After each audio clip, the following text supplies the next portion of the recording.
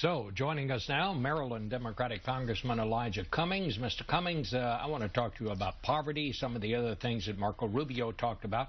But I just want to get your thoughts first on Secretary Gates. Do you think he was out of line here? Well, first of all, it's good to be with you, Bob. I think that, first of all, I have a lot of respect for Secretary Gates.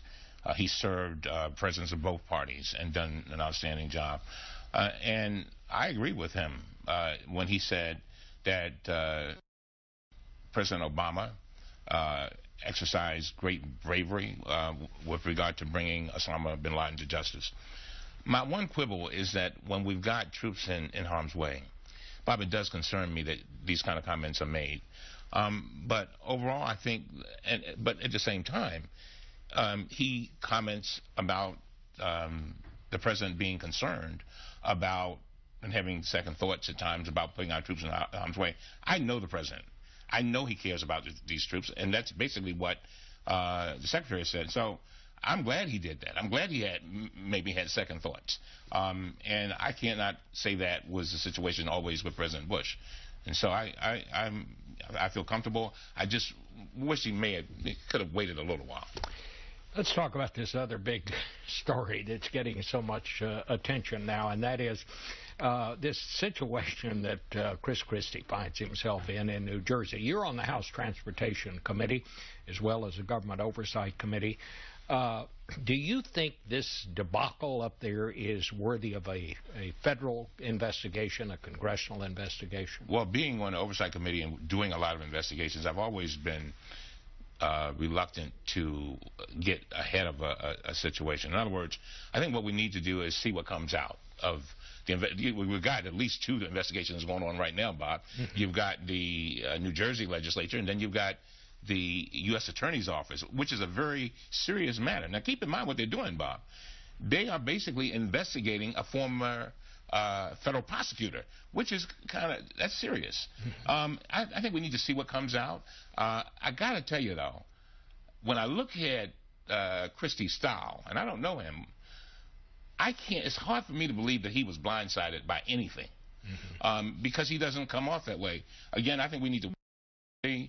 There may be a point where we have to look into it, but nobody is above the law. And so we'll look into it if it comes to us. Talk to me a little about Marco Rubio's proposals on poverty. Basically, what he is saying is let's just turn most of these programs over to the states. He also talks about doing away with the earned income tax credit and replacing it with just a federal subsidy to people who are in low wage brackets. Yeah, I listened to it, and I got to tell you, I was surprised in a way. On the one hand, Bob, the poverty programs, anti-poverty programs, have brought a lot of people out of poverty. And I was pleased to hear him say that it has alleviated poverty for many folks. The research shows that the poverty rate would probably be double if these programs like Medicare had not been put in place. Medicare, keep in mind, Bob, Medicare 50 years ago, 50% of our people seniors didn't have health insurance, and now they do. Same thing with Social Security. 50% were begging almost for food. Now 1 out of 7 is in poverty, and that's a big difference between 50%. So I think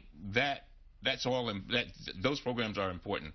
His proposal bothers me because if you're going to take these programs, is he going to say that about Medicare too and put it in a basket in the states?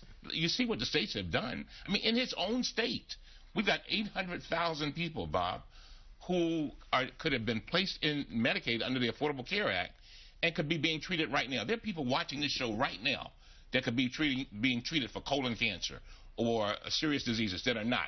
And he hasn't done anything on that. Let me ask you, big votes coming up in the Senate this week, and then if the House takes it up, we'll find out. Do you see any way that the Congress come together on extending these unemployment benefits? Bob, I'm hoping so, because there's so many people who are depending on it. Keep in mind that extending those benefits will cover 1.3 million people plus another 2 million for 2014. Yeah, I'm hoping that they will. What about increasing the minimum wage? we've got to do it because, again, and I'm hoping that Rubio will be one of the lead people. He said we need to do more, and the thing that we need to do is help people survive and help them. That one move from 725 now to 1010 will bring 5 million people out of poverty.